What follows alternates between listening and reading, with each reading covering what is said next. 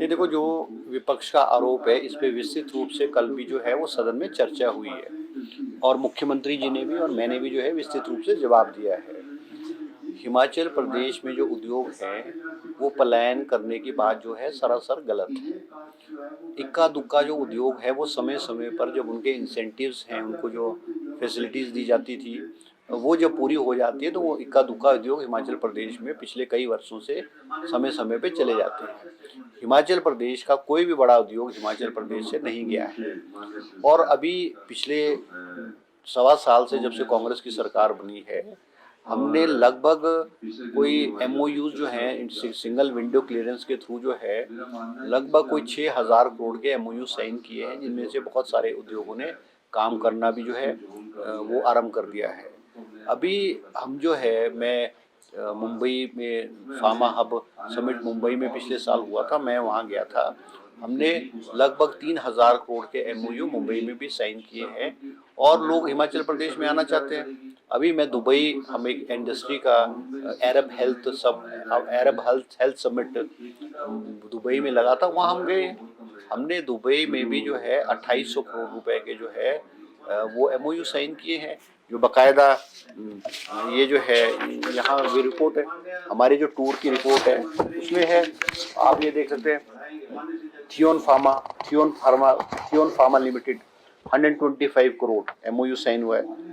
Global organisation 300 crore electrical vehicles का। Torque pharmaceuticals 200 crore API unit bulk drug park में लगाने को तैयार है वो।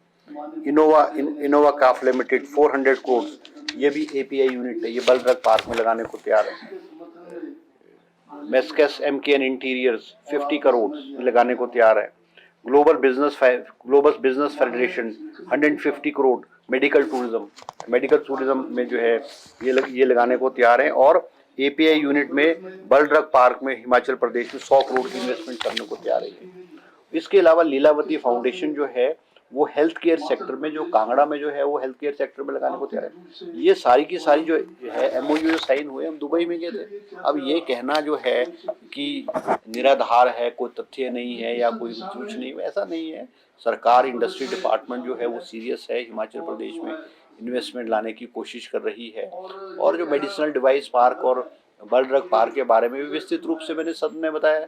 ये बहुत बड़े प्रोजेक्ट्स हैं, इनकी औपचारिकता पूरी करने में समय लगता है।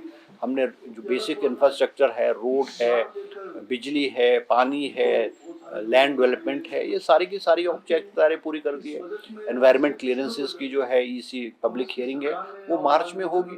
तो इस तरह से हिमाचल प्रदेश में जो है इंडस्ट्री जो है वो पलायन नहीं कर रही, बल्कि हिमाचल प्रदेश में जो है इंडस्ट्री आ रही है।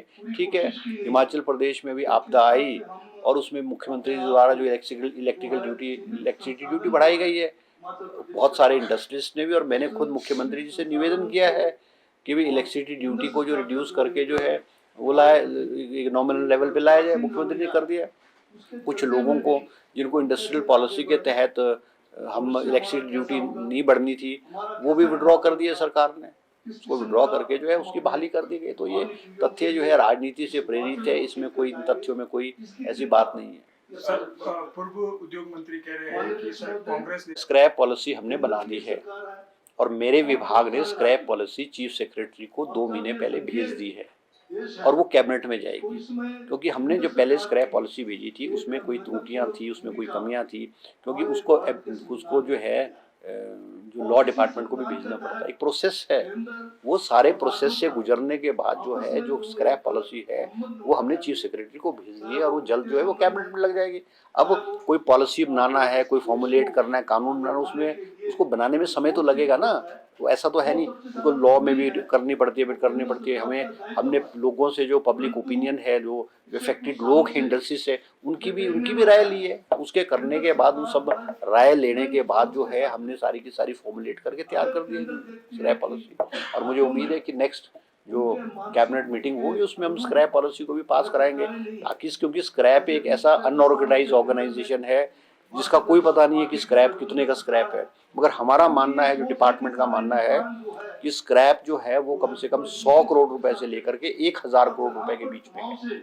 और अगर स्क्रैप हमारी पॉलिसी इम्प्लीमेंट होगी तो हमारे को स्टेट जीएसटी जो है वो 9% के हिसाब से आएगा। अब किसी आइटम पे 5% GST, किसी पे 9% है, किसी पे 18% है। तो अगर हम उन्हें एवरेज 9% भी मान ले तो हमको हिमाचल प्रदेश को स्क्रैप से ही लगभग 100 करोड़ रुपए की आमदनी आएगी आने वाले समय में।